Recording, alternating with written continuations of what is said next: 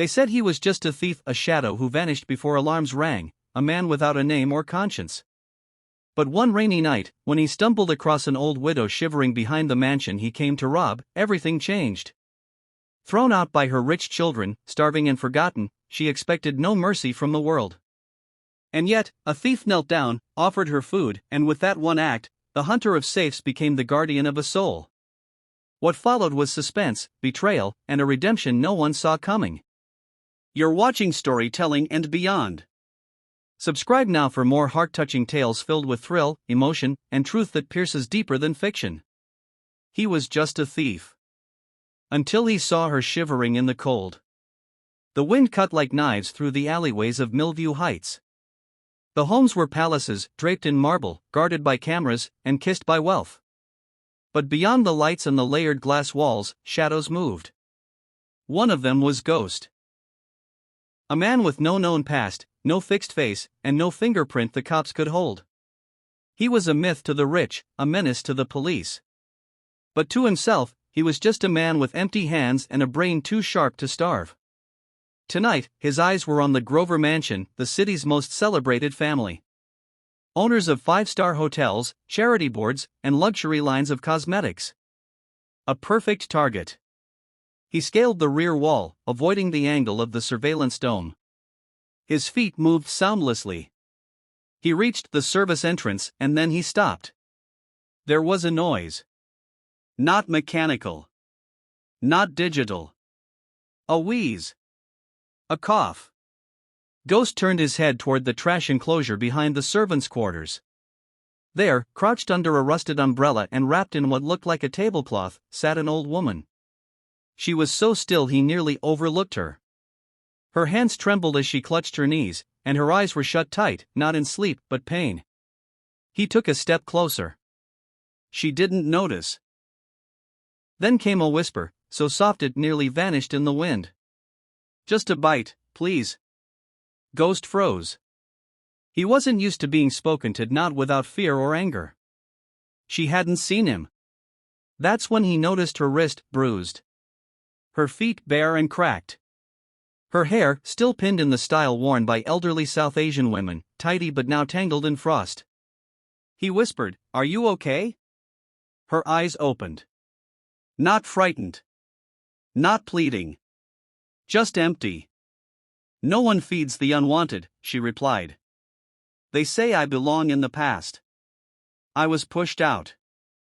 My sons," her voice cracked, "they have no room for me in their marble house." Ghost's fingers reached for the protein bar in his coat. It was his last. He crouched and placed it in her hand. She blinked. "Are you one of the guards?" "No," he said simply. "I'm no one." She took the bar slowly. Her lips trembled not just with cold, but disbelief. "You have done more than my own blood," she whispered. He sat beside her, his back against the trash bins. For once, he didn't feel like a thief. He felt responsible. "What's your name?" he asked. "Mira," she said. "My husband died last winter. After that, they said I was too fragile to stay. So they paid the priest to give me blessings and locked the gates." Ghost's jaw tightened. He had met villains in his life. But none had disgusted him like this. "You can't stay here," he said. "It's freezing." "Where do I go?" she asked, biting into the bar like it was sacred. "I'm too old to beg. Too proud to scream." Ghost said nothing. But when he rose to leave, he took off his inner jacket, a plain, brown fleece, and wrapped it around her shoulders. She looked up at him, eyes brimming. "You're not a thief," she whispered. He gave a crooked smile. "Don't bet on that." Then he turned back, scaled the wall once more, and vanished into the shadows. He didn't steal that night. He couldn't. His hands, for the first time in years, weren't empty. They were carrying something else. A decision. The next night, the rain had stopped, but the cold was crueler. Ghost returned to the mansion, not with greed in his heart but urgency. In his duffel bag, no lock picks or screwdrivers. Just a thermos of hot lentil soup, 2 slices of bread, and a clean woolen scarf. He crept along the same route behind the Grover estate, breath fogging the air. But when he reached the trash enclosure, the space was empty. His heart raced. "Mira," he whispered. No answer. He scanned the darkness, footsteps silent. Then he saw it, a figure curled near the toolshed beside the gardener's quarters. Her shawl was soaked from the damp ground, her face sunken, and lips bluish. "Mira," he knelt, shaking her gently. She stirred, moaned softly. "I thought I wasn't waking up this time," she murmured. Ghost uncapped the thermos, steam rising. "Drink this." She obeyed without hesitation, sipping like each drop stitched her soul back into her body. "Bless you, son. You saved me again." Ghost looked toward the mansion, its windows glowing like gold behind glass. Inside, laughter floated out bright and cruel. From where he crouched, he could hear Tanya Grover speaking over loud music. "Anyway, I told the lawyer, either the wool changes or we cut ties with that woman. She's too clingy.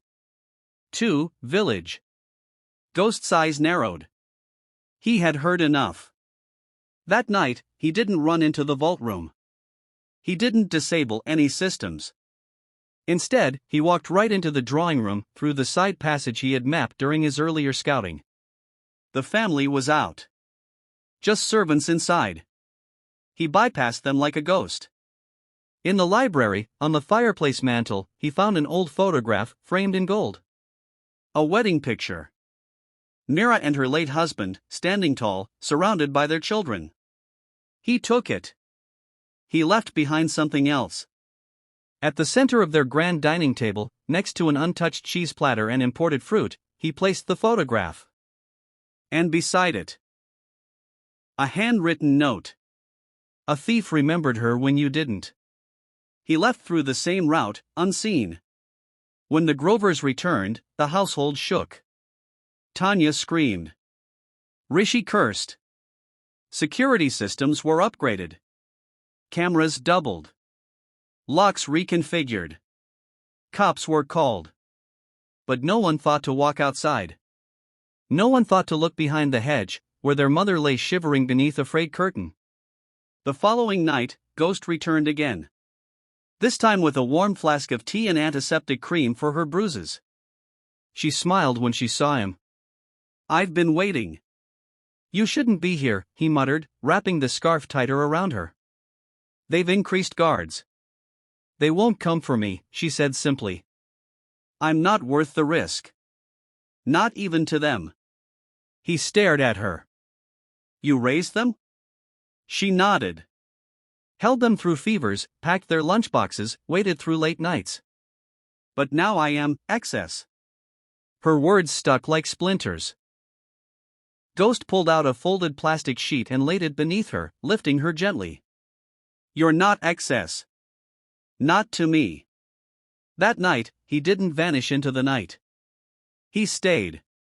By her side, under the stars, with his hoodie pulled over his face and a small folding knife ready beside him in case someone came too close.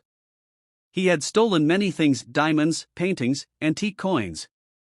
But nothing ever gave him peace like this. Guarding a mother who had been thrown away. Feeding her with stolen bread.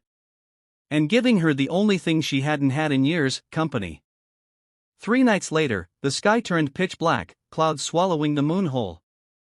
Ghost slipped through the alley with 2 boiled eggs, a sealed bottle of water, and a pair of thick socks he'd lifted from a donation bin. But the moment he reached the usual corner, his heart sank. Mira was gone. The old blanket lay folded neatly where she used to sit. The scarf he'd given her hung limply from a fence post, like a quiet signal. "Mira?" He called in a low voice, panic creeping in. He checked the tool shed. The shed behind the gardener's hut. The edge of the compost bins. Nothing. A sharp movement caught his eye: 2 security guards talking near the south gate. One of them laughed. Crazy old woman finally disappeared. Good riddance.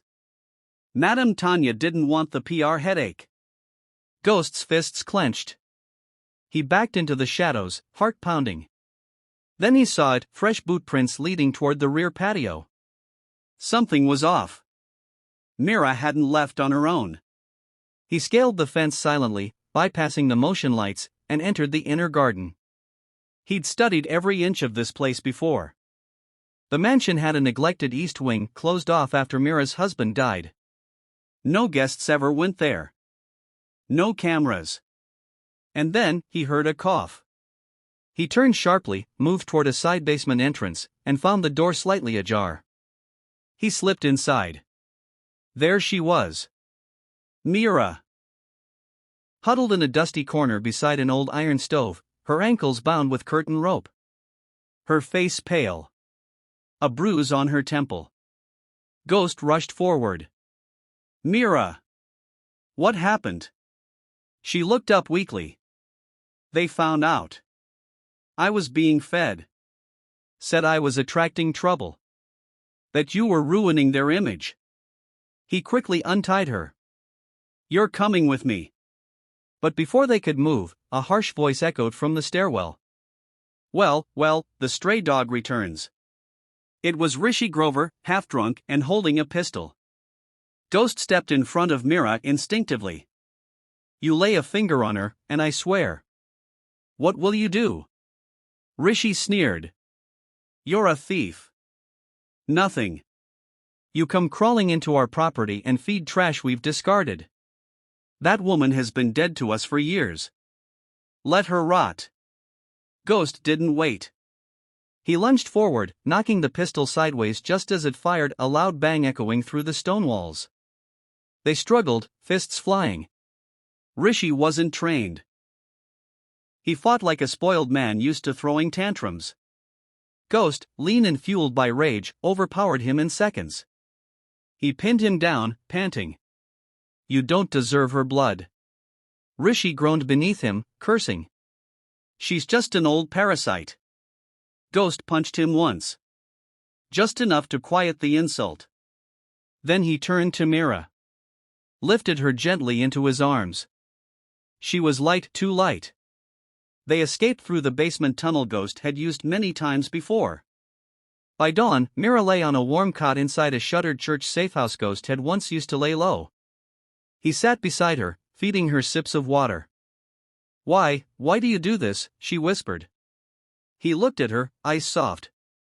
Because someone should have done it for my mother. She smiled faintly. Then I'm lucky. To be your second chance. And for the first time in his life, Ghost felt what no lock or vault had ever given him. Peace. 2 weeks passed. The city moved on, oblivious. The Grovers resumed their parties, unaware the storm was coming, not through police or lawsuits, but through a story the world could not ignore. Ghost sat in the back room of a charity-run print shop downtown. In front of him was an old laptop, and on its cracked screen played silent footage, a series of night vision clips from a handheld camera he'd hidden under the garden hedge.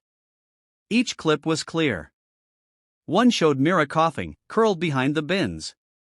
Another showed Ghost kneeling beside her, offering soup, wrapping her in a jacket.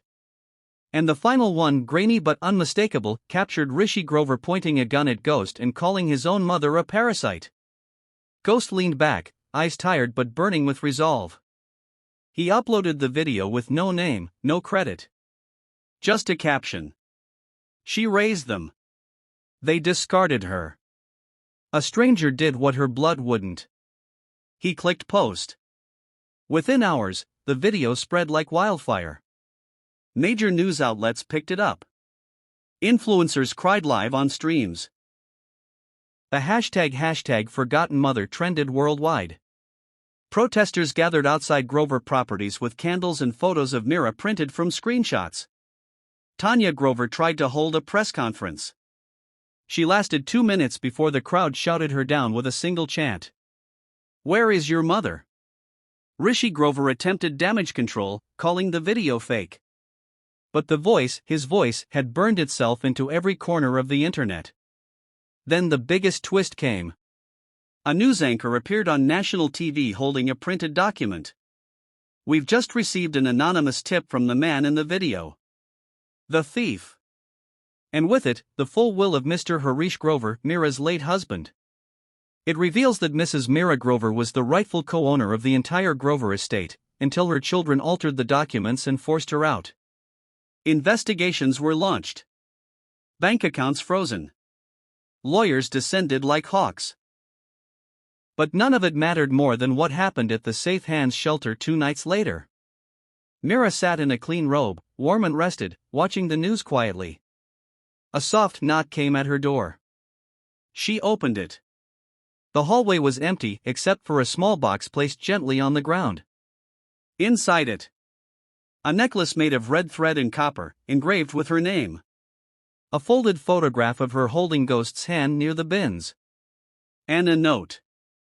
You fed me with a story I never lived, and I gave it back to the world. You were never forgotten. Thank you for being someone's mother when the world needed one. She held the note to her heart, smiling with quiet pride.